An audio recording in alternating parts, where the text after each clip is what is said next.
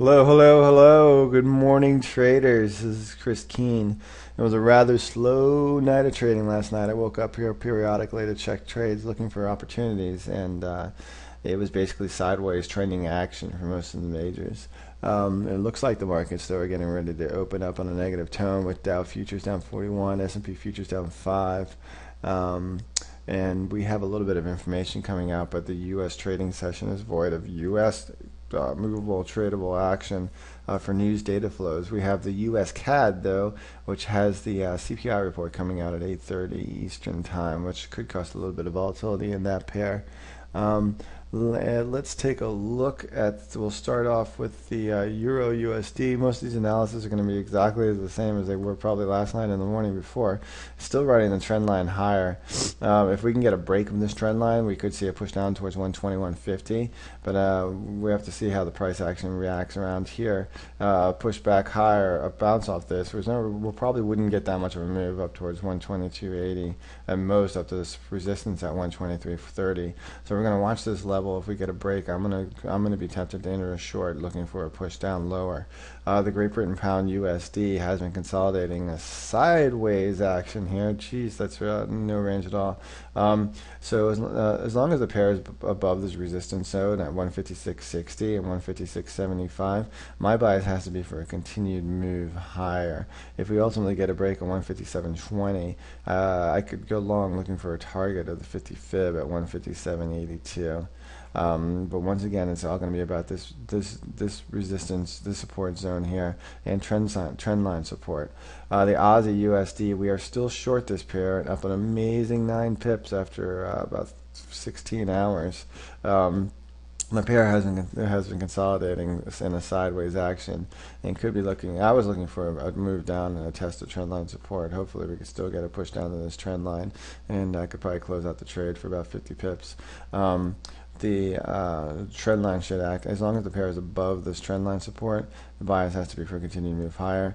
You can see that 104.60 is significant resort. If we go to a daily chart right here on a longer time frame, you can see that 104.60 is a pretty significant level. It's capped the pair 1, 2, 3 times, and it's also the zone where the pair was consolidating for a few months last year.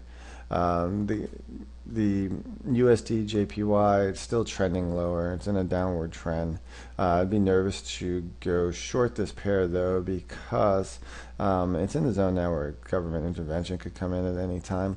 So if you're going to go short that, you are running the risk that you could get blown out of your trades with the government. The only way I'd be looking to go into the yen was with a long trade, and at the moment I don't see any opportunities for that trade to occur.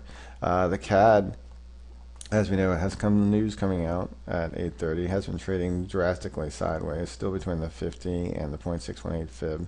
The CAD still does have everything in its favor with rising oil prices and the government gradually raising interest rates. So my longer-term hypothesis is that this pair should be moving down towards the 99.98 level. So any pullbacks, significant pullbacks, could be opportunities to sell this pair. The New Zealand USD consolidating in a pretty tight range there. And as long as the pair is above 80, the bias has to be, well, actually it's really just ranging. As long as the pair is in this 80-60 range level, it'll probably just continue to bounce around in there. If we get a breakdown, we could see another move down to 79.30s. Let's check out some of the yen crosses while we're here. Maybe we can find a little bit more exciting action. The euro yen here. No, still gradually moving slower. The Great Britain yen cross. Let's see. Great Britain yen cross is in a triangle, a 4-out triangle.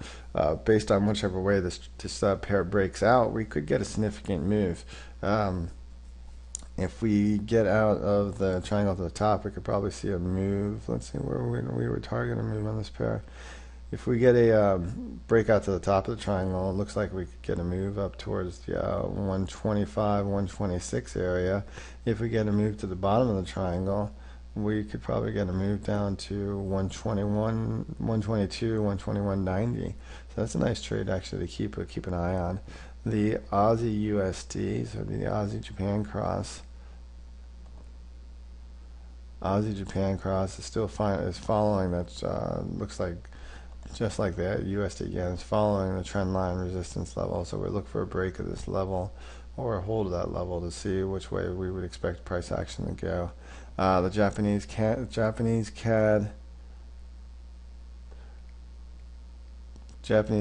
still in the same kind of same kind of I guess it's a shallow triangle. Basically look for a break of that range.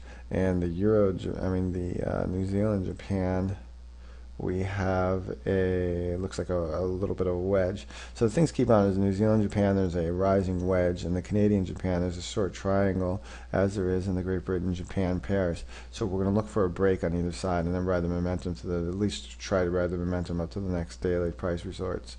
So this is Chris Keane. This is a morning call from a Keane point of view.